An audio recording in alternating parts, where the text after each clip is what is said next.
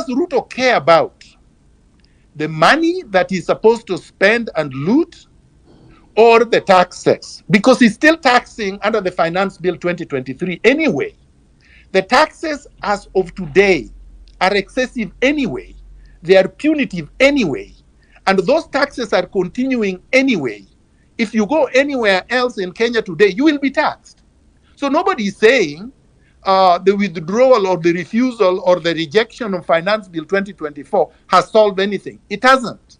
And then it has not stopped Ruto from spending the hundreds of billions. The spending, the illegal expenditures continue. The stealing continue. The ostentatious spending continue. The abductions continue. The extrajudicial killings continue, which means Ruto is telling Kenyans, go to hell. He's putting his middle finger and flashing it to Kenyans. The last point. Ruto then purports yesterday and unilaterally announced that he has constituted some consultation or consultative youth engagement without reference to the people, without reference to the grievances, without knowing or understanding or appreciating the fact that the demonstrations was a vote of no confidence on the street pursuant to section clause 1 of the Constitution against his regime. He's not contrite. He called the protesters criminals.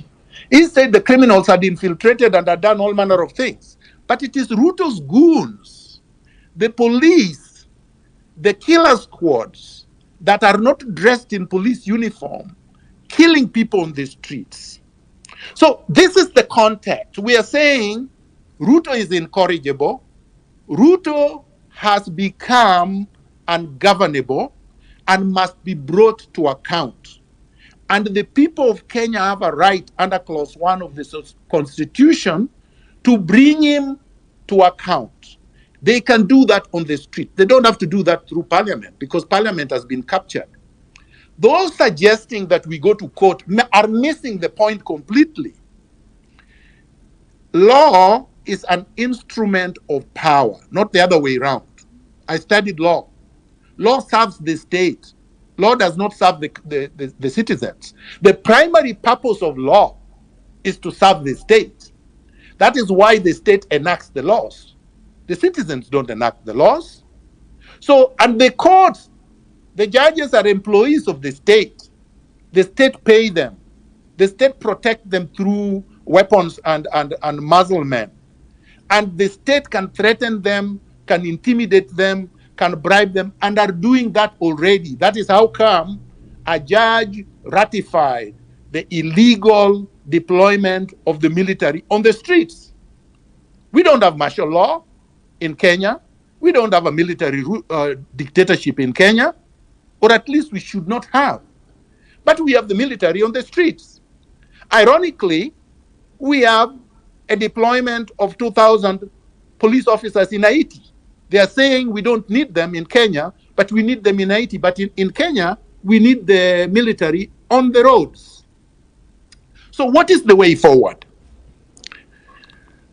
Ruto expects Kenyans to be confused, Kenyans to be divided, Kenyans and Gen Zs, particularly Gen Zs, to say this is our movement. Nobody should speak about this movement. Nobody should purport to be a leader. Nobody should give us direction. They want that because they know that the staying power of any unorganized group is maximum of 2 weeks. So they are waiting. They are waiting for them to infiltrate. They are waiting for them to buy a few of the patriots. They are waiting to compromise them. They are waiting to use to reach them through their parents. They are waiting to basically for them to die through attrition. They are also waiting for them to start being opportunistic and fighting against each other and making contradictory demands. They know that they have the NIS, they have the DCI, they have the military intelligence, they have the bureaucracy, they have the CIA, they have the intelligence of the British. They have all this institutional firepower against just discontented citizens. So they expect the discontented citizens to be confused. We cannot allow ourselves to be confused. And I say ourselves because this struggle does not belong to any generation. This is a struggle for all Kenyans. It cannot be a struggle for one generation. The problems we are facing affect all Kenyans. Overtaxation affects all Kenyans. Tyranny affects all Kenyans. Keter that they abducted today is not a Jay-Z, is not a Generation Z. So we know that he wants to divide us. So we cannot